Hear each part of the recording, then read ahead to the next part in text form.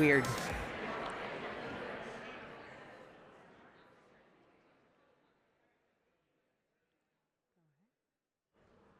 Good morning.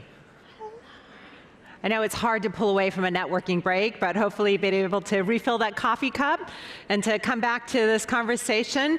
I'm Michelle Kang. I am the CEO of the National Association for the Education of Young Children, or NAEYC, or NAEYC.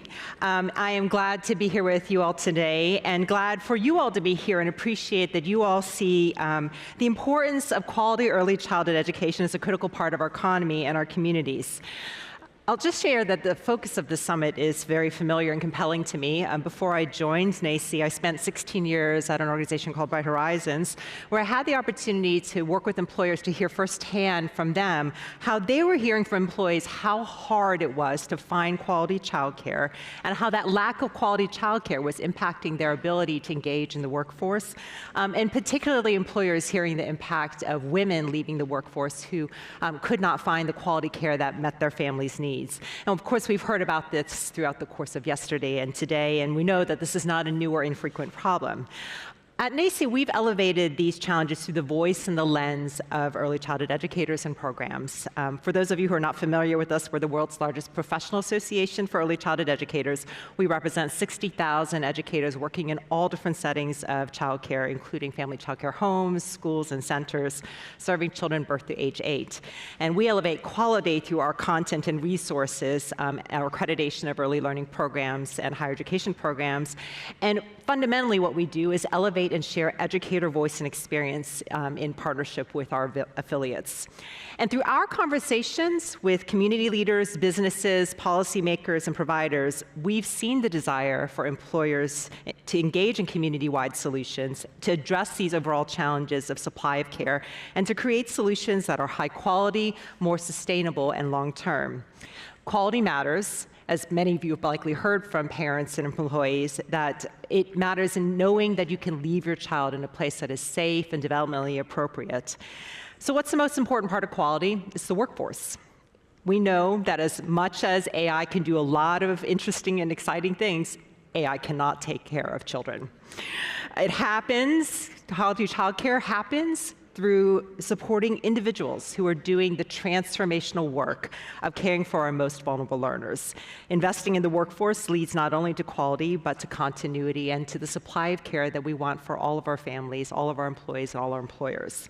So I'm thrilled today to be joined by 4 individuals who are going to share their expertise on how to support providers in community-wide or non-traditional solutions. Starting to my right, Erica Phillips, Executive Director of the National Association of Family Childcare; Dr. Calvin Moore, Chief Executive Officer, Council for Professional Recognition; Alicia Lanier, Founder and Executive Director of the Urban Sprouts Child Development Center; and Lucy Racio, Founder and Principal Consultant of Third Bloom Consulting.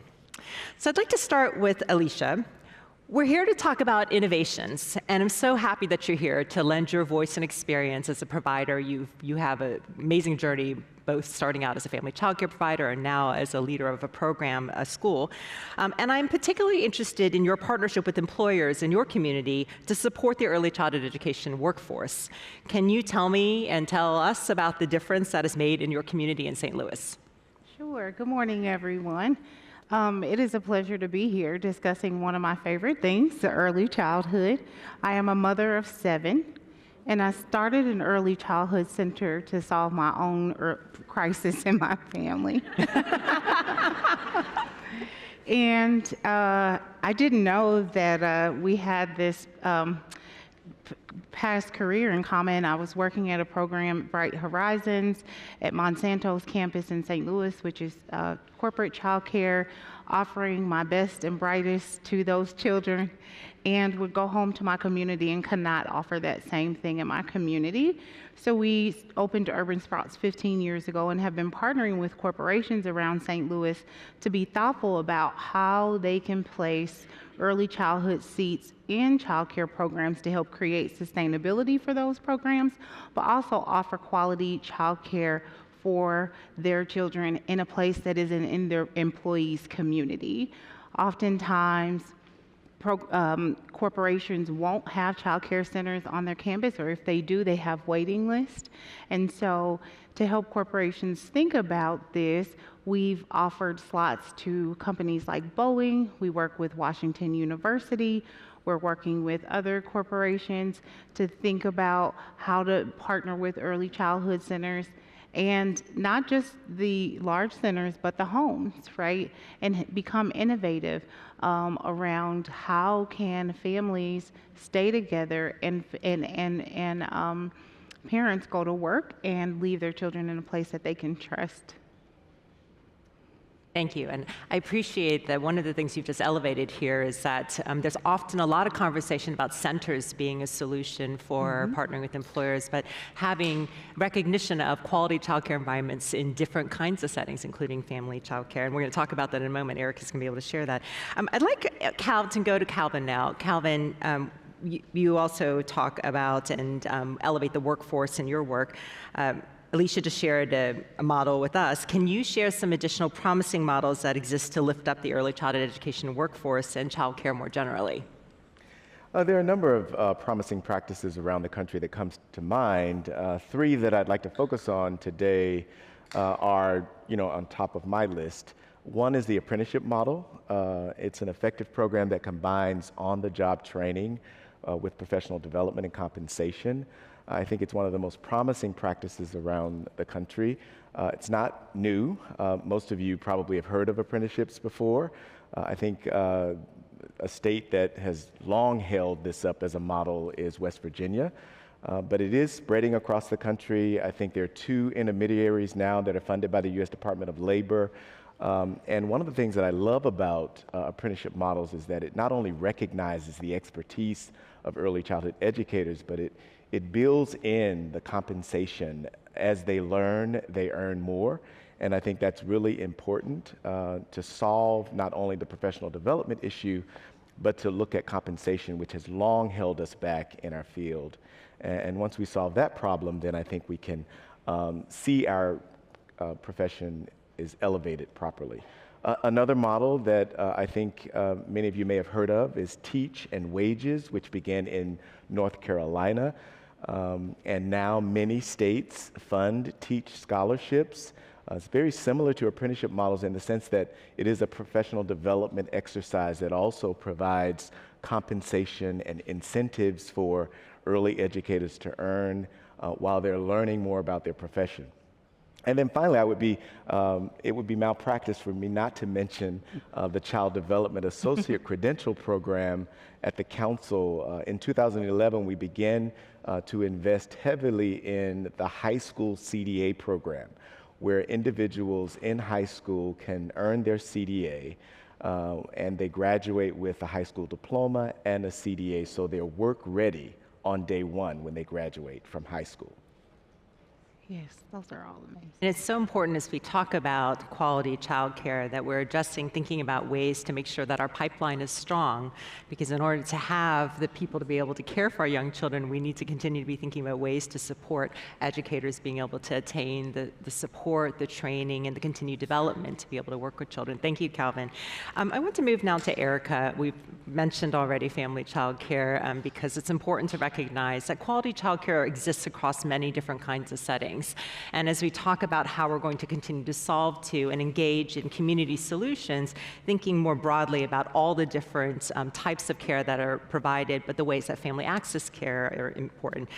Family child care providers are often both educators and employers themselves. They're small business owners running important businesses caring for children. They also support a broad range of employers. Can you share a little bit more about your perspective about how employers can partner with family-based child care and community-based child care more broadly to strengthen the ecosystem? Absolutely. It is an honor to be here this morning with all of you. As somebody who started her career in business and then became so passionate about home-based childcare as economics of change in communities and for families' financial positions, this is a meeting of 2 passions and also a space to actually deal with some of the systemic challenges that have stopped many of the family child care programs and businesses from being successful. So just to take a step back, there are 12 million children from the ages of 0 to 12 who spend time in home-based childcare. That makes it the most prevalent type of childcare for children. It's very common for infants and toddlers, also families in rural communities, in immigrant communities, and for families who need non-traditional hours, so who might need care in the evening or the weekends, or for children with special needs who need a special type of environment. And we work with, at the National Association for Family Child Care, we're representing about 1 million paid home-based child care providers across the country. Now that can look like licensed formal child care programs who are operating as a business. That also includes individuals who are caring for maybe only 1 or 2 children who are related to them. And so it's a vastly diverse group with different needs, all based on what families need in order to make things work for their families and for their work situations. However, if you look at the licensed family child care programs over the last 15 years, we've lost about half of the capacity. And that is what is that's one of the contributors to the child care crisis that we're seeing. And the reason I talk with family child care providers every day, it's a passion, it's a love, but it's also a business, and it's also a way that they have to make enough money for their families. Unfortunately, there's razor-thin margins in this work, and if there's the slightest hiccup, it could be an increase in your rent, or a loss of a family, that will be the tipping point that will push somebody to get out of this business. And so we've really, at the National Association for Family Child Care, been working to reverse this trend because we know how important it is for families to have access for family child care. So in preparation for today's session, I talked to our state representatives, who are providers who are very tapped into their states and communities, and asked them about employer-sponsored care and whether or not they had participated in it, they knew about that. And I wasn't expecting much because I know family child care is often difficult to incorporate in this, but I was really pleased to hear that there were several examples. There were family child care programs who had received, the families had received tuition or scholarships from universities, from corporations in their community. Others where they had informal arrangements with small businesses where they would hold spots for families that were working at those small businesses, or a couple that had actually worked directly with Fortune 500 companies who had specific child care programs, and through that they were able to get materials, just more than just the compensation. And it was helpful because often employers are able to pay more than what families would pay, or to supplement the family's payment, and it provided a stability. But there were some considerations as we're talking about this marriage between providers and employers that I want to share that they talked about. First, I'll just call it was a fickleness of the programs. And most of our providers have been doing this work for 30, 40 years, and so they've seen programs come and go. And the closure of that can have a negative impact on a provider that's already running on these small margins. The second is potentially negative impacts on the children. This is about children, and we know how important having a consistent caregiver is for young children. And when families have to pull a child because their employment situation changes, providers find themselves trying to stand in the gap and to make a way for that child to continue to participate in their child care program. They also talked about the need for equitable inclusion for home-based childcare programs, to be reimbursed at the same rates, to be promoted in the same way as high-quality options when invested in. And so, there is a willingness to partner, to be a part of efforts to connect employees with childcare programs, but we also understand that we do need more public funding in order to sustain childcare programs when maybe the employer programs are not increasing or not filling in those gaps. And so it really has to be a mix of options. But we're willing partners in wanting to work with employers and support families in the same way. Thank you, Erica. And I appreciate something that you've raised that was raised yesterday and also today of how important it is that business voice and employer voice can elevate what is needed for the early childhood education programs, whether they're family child care programs or centers or schools. This is not something can be solved by employers themselves. We need significant public investment and recognition of this, which leads me to Lucy, who has been working for decades alongside organizations to help bridge that understanding and to bring providers into conversations. And this is an interesting place for us to also be talking about elevating providers, because businesses have an opportunity, employers have an opportunity to be able to engage in partners in this work, to elevate some of the things that Erica just talked about, that Calvin talked about, that Alicia's just talked about. So Lucy, can you share from your perspective and your experiences what an effective advocate for childcare providers can look like coming from the business community? Of course. Thank you so much, Michelle. And I am so happy to be before you this morning.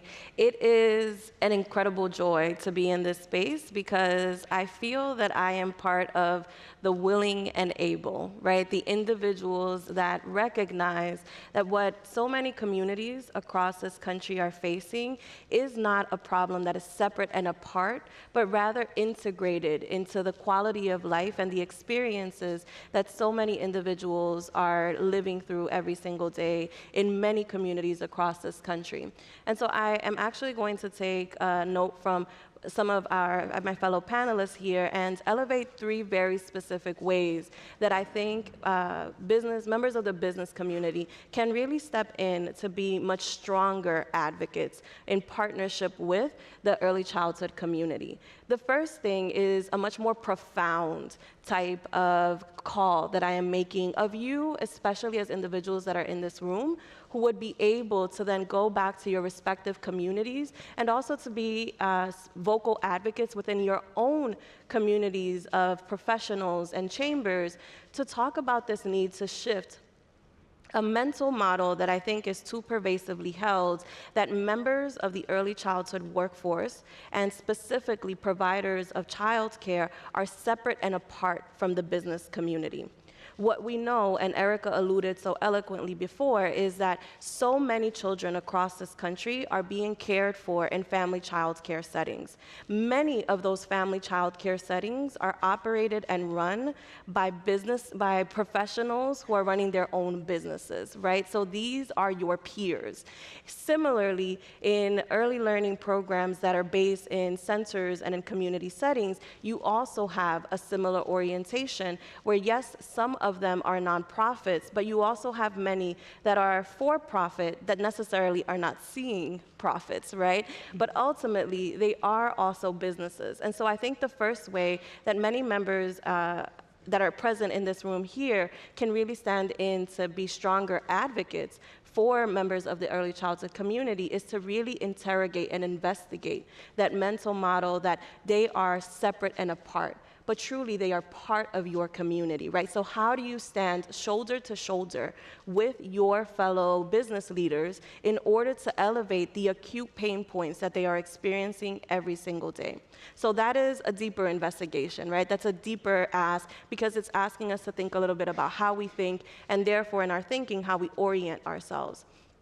The second thing that I will say is that we know that investing in high-quality childcare is something that works in the short, the mid, and the long term.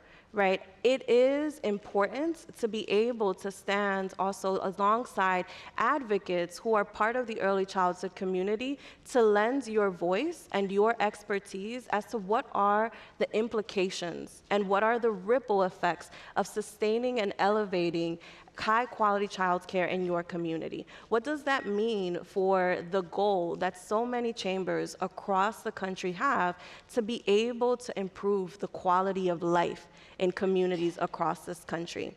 What does it mean to create vibrant societies where individuals feel that they are part of spaces that see and recognize who they are and what they need? And so really continuing to immerse yourself, as you are doing right now, in the data, both quantitative and qualitative, that makes explicit the point that investing in childcare is a win-win solution, right? And so what does that also mean so that you can then contextualize it to your specific communities? What are going to be some of the markers that are going to shift, and how is that then going to impact the quality of life, again, within your respective communities if an investment in childcare, an increase in the supply, an increase in the amount of individuals who are forming part of the workforce? What is the actual impact that that will have? How do you make that case so that it brings in more and more individuals into that discussion? And in bringing more individuals into that discussion,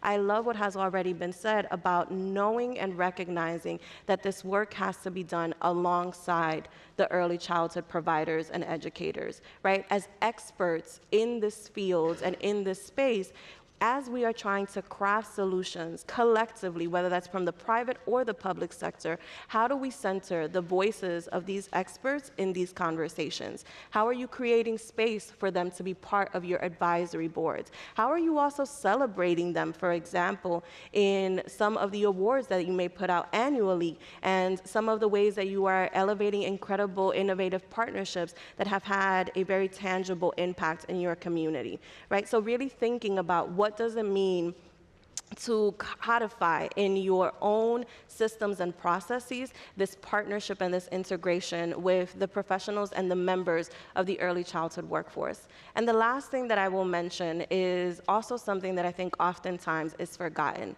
Places of learning are also places of work, right? They are workspaces. And so as we know that particularly over the course of the last 5 years, there have been increasing numbers of individuals who are reporting higher levels of burnout and stress and a somewhat level of apathy around how they show up into their professional workspaces, to also recognize that this is not separate and apart from what we are experiencing in the early childhood sector. And so as there are conversations that are happening within your own respective spaces around how to strengthen the leadership capacity, how to be able to foster environments that are supportive and thriving and that encourage and elicit a greater productivity for members of the workforce, how can that also be shared with members of the early childhood community, right? Many of these program leaders, these program directors, these executive directors and CEOs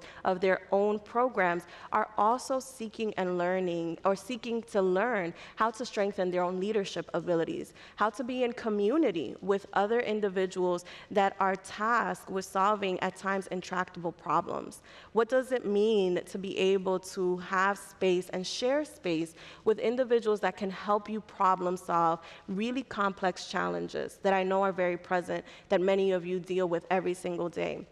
And so thinking about also this notion of workforce wellness as an integral, critical part of what is happening and what is necessary within this field is incredibly important, with the recognition that because we have forced so many early childhood educators to subsist on poverty-level wages, advocating and supporting members of the workforce also means supporting their full selves. How are you ensuring that as you're having conversations around housing initiatives in your community, you are thinking about the needs of the child care workforce. If you're thinking about food insecurity, that you're also considering those things, right? That you, again, are tying back the fact that these are your peers and your partners, and an investment and a stronger relationship with them also means a stronger and more impactful relationship in your goal, in advancing your goal of creating more thriving and flourishing communities. Thank you so much, Lucy. Some of your comments remind me of something that was said back at the very beginning part of the pandemic, which was something that hadn't been said before, but the early childhood education sector was called essential.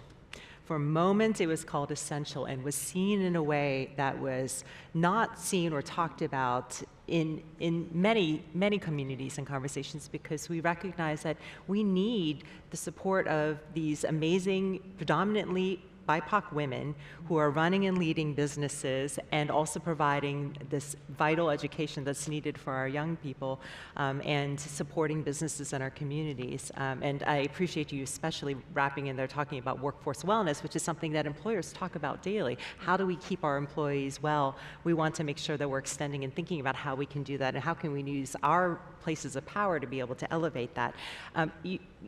I'd love to turn to the other panelists to add to this conversation.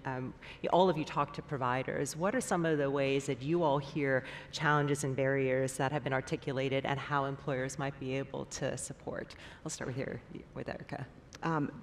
Great. So thinking about what we've heard from providers, so I'll share 4 things. The first, because we survey our providers, we talk to them all the time, are really related to big financial investments. And unfortunately, despite working, more than your full-time job, many family child care educators don't have access to health insurance, retirement, paid time off. And those are actually the needs that they identify as what is most crucial to keeping them in this, in addition to being able to access higher rates. And those take really big investments. And we have seen states that have provided ways for family child care providers to participate in programs like that.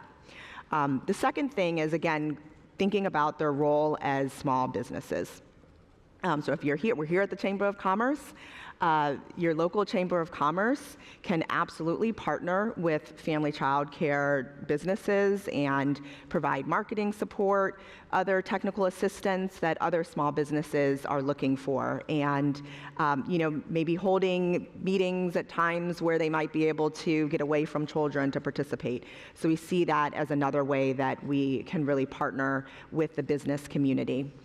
The third thing is thinking about ways in which you might be able to offer products or services or supports. And so we talked about housing as a really huge challenge particularly for family child care, because our business relies on having affordable, quality housing. And so potentially opening up some ways, if that is something that is related to your business, where a provider would have access to housing.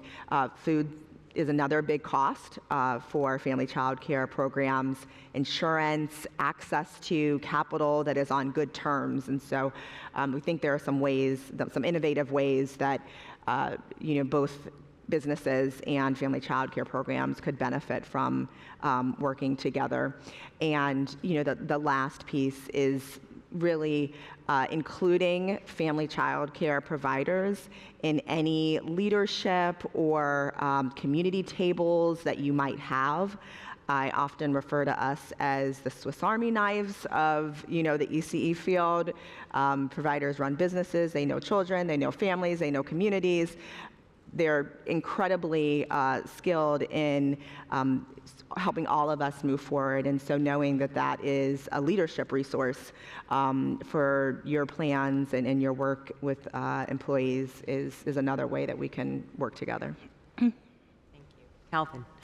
I think for me, I won't mention some of the things that Erica has mentioned, because I think that they point to some of the systemic challenges that we've faced in the field. And I remember when I entered the field in 1991 as a teacher aide, I was talking about some of the similar challenges that you mentioned. So they are systemic and pervasive, and they're stubborn, right, over time.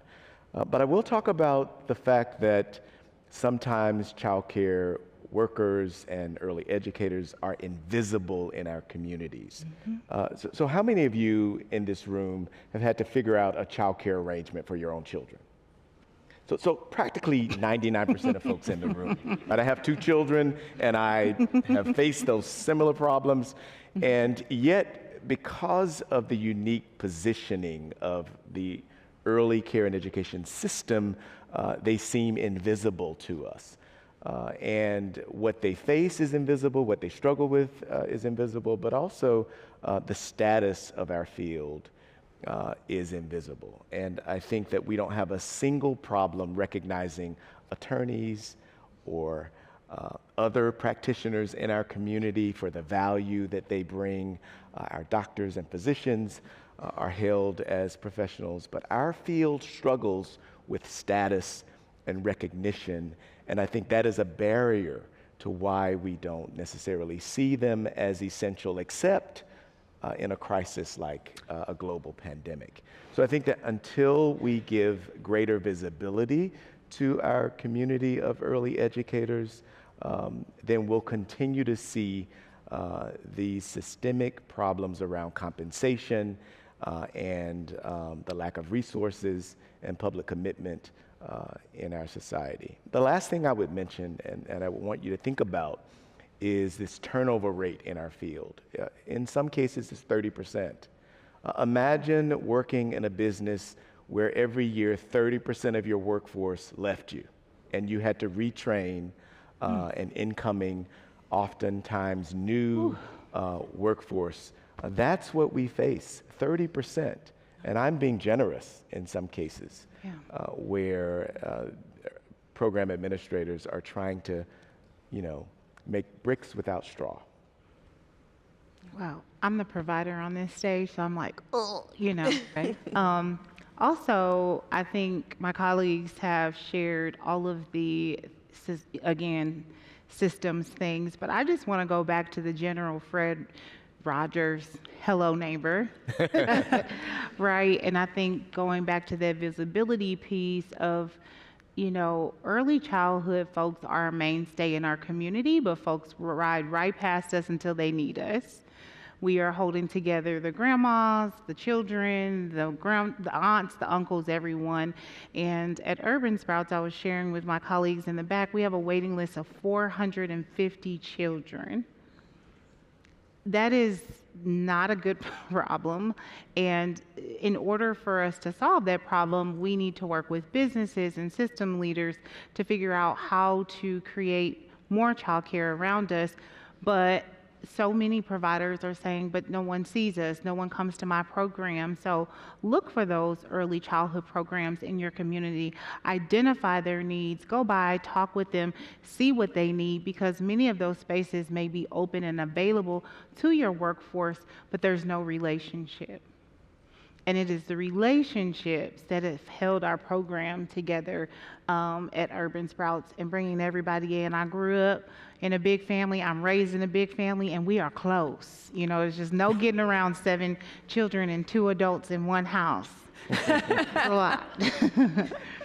We moved through the airport. Everybody's, they know we're coming. Yeah, they were miking me up, and they were like, we'll give you a moment. I'm like, I don't get moments, so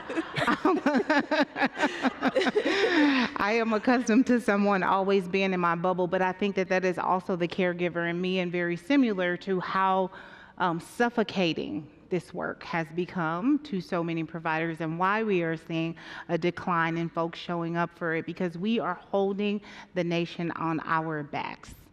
From provider to friend, we need you, we welcome you, and we want to stay here with you, because I got more sauce in my blood. I'm only, so young, and I want to stay around. I want to see this happen for our nation. It's happening across the world. I just visited Reggio Emilia, Italy, and it is a system, a municipality that is deeply entrenched in the people. And after the war, they were thoughtful about how do we rebuild community? We invest in children. right? And so education is a right from birth, and that is something that we can do, but we need the pressure from you all on policy, community, and everything to come alongside us, because I think that we're trying to do this alone, and with the business community, we can move a lot further faster. So hello, neighbor.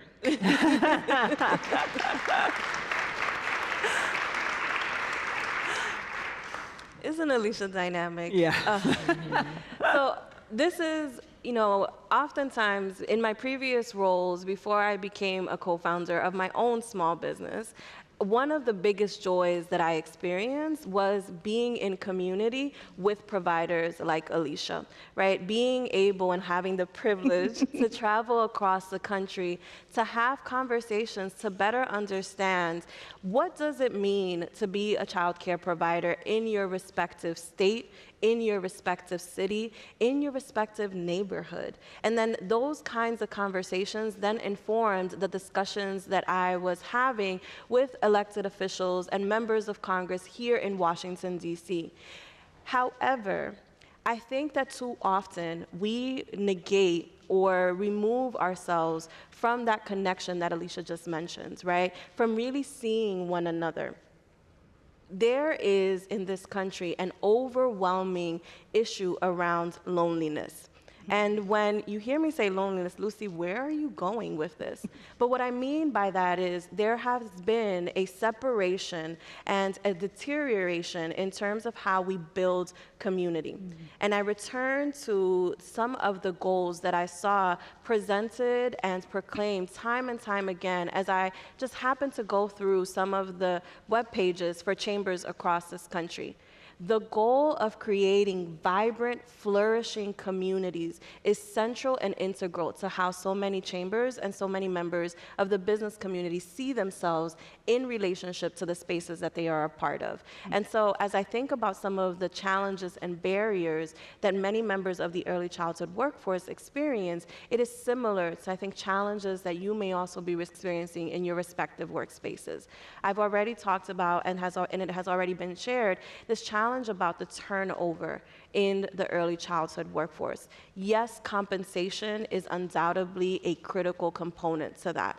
But also, what does it mean to create working spaces and working conditions where individuals feel seen, where they feel heard, where they feel valued, where they feel that they have agency?